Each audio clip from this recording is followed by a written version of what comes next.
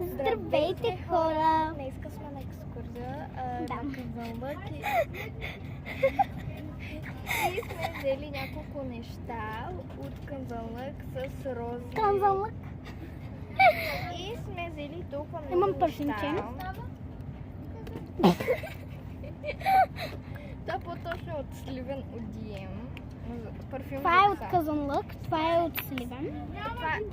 Само това е от Сливен. От Това е Роза от пак. Казанлък, това е пак от Казанлък. Сега ще се хидратираме Има къде уня? face, my face. Това също е от Казанлък. И стеклени работи, джангаранга. Че имаш ли още нещо, ма? Не. Не. Има и сапун. Ако не стигне, ще направим втора част със сигурност.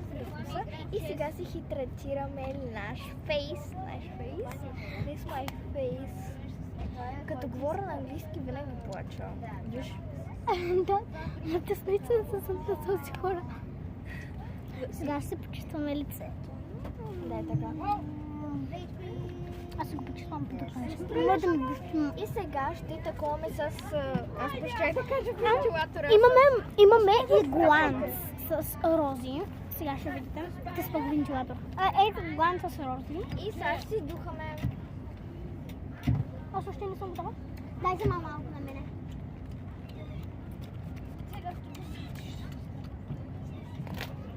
Така. Следващото нещо е, което ще пробваме. Крема. Всичко ще Ще има магазин за или други. Това е друго, за което е за лице. Давай, че. Затваряй. Дай аз. Окей, всичко е наред. Така. Това е за коса. Сега слагаме това за коса. Чакай.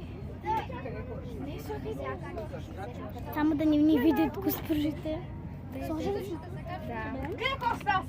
Имаме извънредна крема, като той е наистина много готин.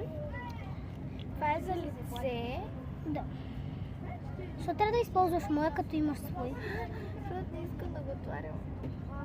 И така сега мажем. Да се пък на зомби се направи. А все пак съм се красиво. Ти го събра, бе, право черно. Отяде. Ето така изглежда. Само госпожата да ни...